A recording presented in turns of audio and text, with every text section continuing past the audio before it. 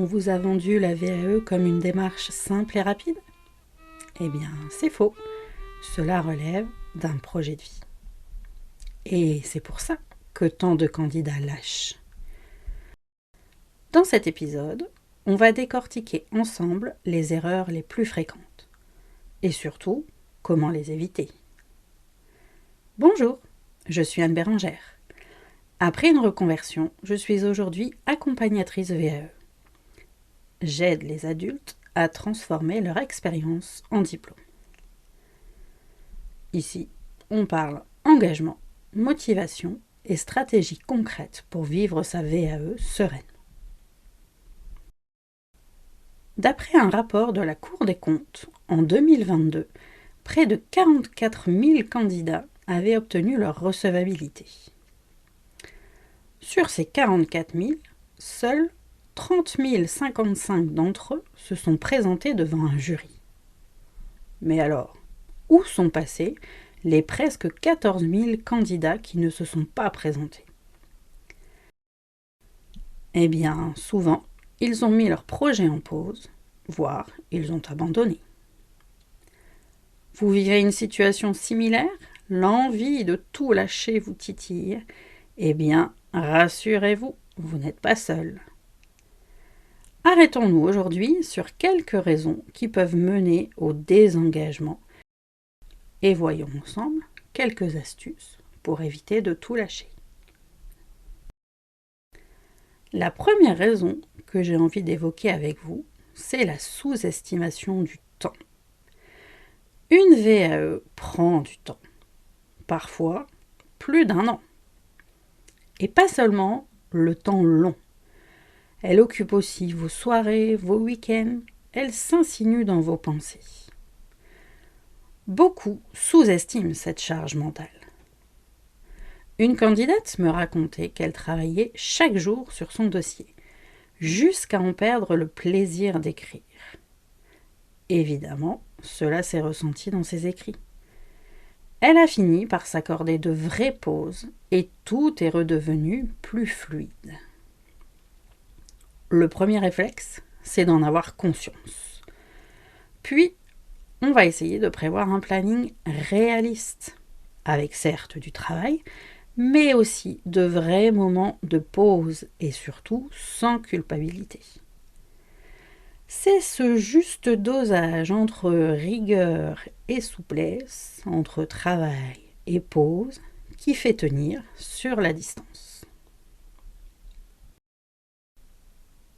La raison suivante, c'est l'isolement. La VAE a une réputation d'aventure solitaire, mais elle ne doit jamais l'être complètement. Commencez par prévenir vos proches, votre conjoint, vos enfants, vos amis.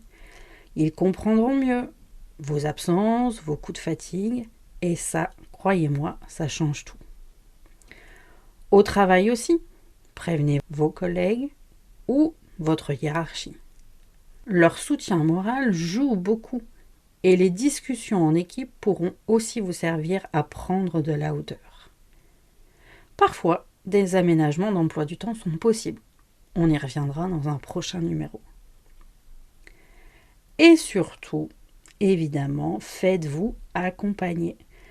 Un bon accompagnateur vous guide, vous relance quand il faut, vous aide à structurer votre dossier sans faire à votre place. Et surtout, il est plus objectif, plus neutre, moins d'affectif dans son jugement. Un jour, une candidate m'a dit « Sans ce soutien-là, j'aurais fermé le dossier ». Et se savoir entouré, c'est déjà un moteur d'engagement. La troisième raison est très personnelle, le fameux syndrome de l'imposteur. Beaucoup de personnes doutent. Est-ce que je mérite vraiment ce diplôme? Eh bien, c'est normal. La VAE, dans son processus, remet en jeu votre identité professionnelle. Mais ce doute diminue quand on écrit son expérience. On réalise alors qu'on agit avec méthode et qu'on maîtrise vraiment son métier. Petite minute intellectuelle, Ce travail d'écriture renforce ce qu'Albert Bandura appelle le sentiment d'efficacité personnelle. C'est la confiance en sa capacité à réussir. Plus vous allez nommer vos compétences, plus vous prenez conscience de votre légitimité. Et ce cercle vertueux fait fondre le sentiment d'imposture. Une autre raison, le manque d'objectifs clairs et précis. Rédiger tout un dossier paraît immense. Mais si vous découpez ce travail en petites étapes, tout devient alors beaucoup plus faisable. Fixez-vous ce qu'on appelle des micro-objectifs. Ou alors, suivez les conseils de votre accompagnateur. D'écrire une mission, relire une partie du référentiel, enregistrer ses idées, les noter dans un coin de la tête, et encore mieux, dans un coin de carnet ou dans un coin de son ordinateur. Chaque étape franchie nourrit votre motivation. Appuyez-vous également sur des repères humains.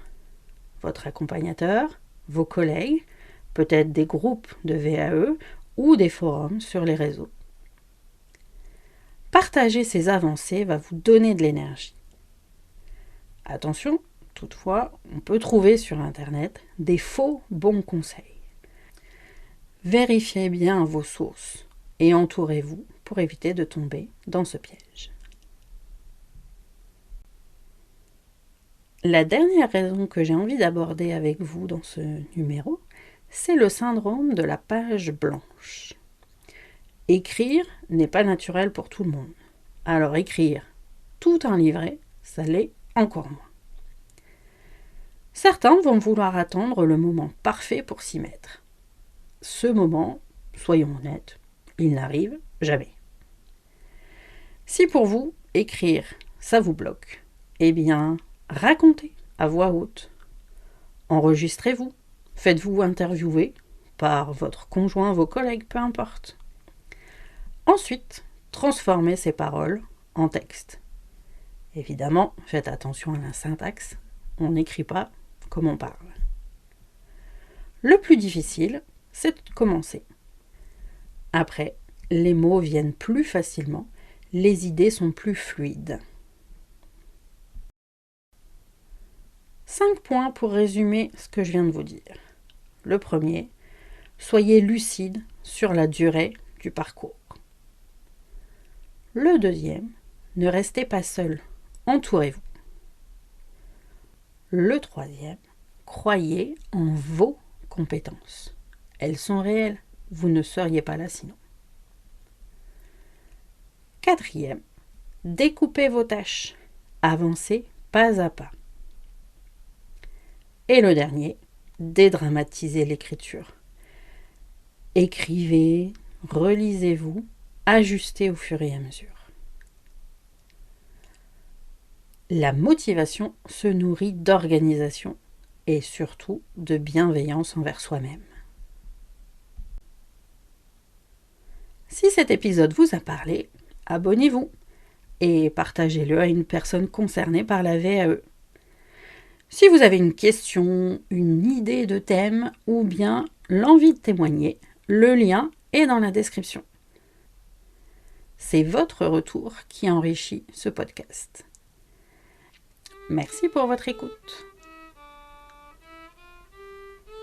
La VAE, c'est votre histoire qui devient diplôme.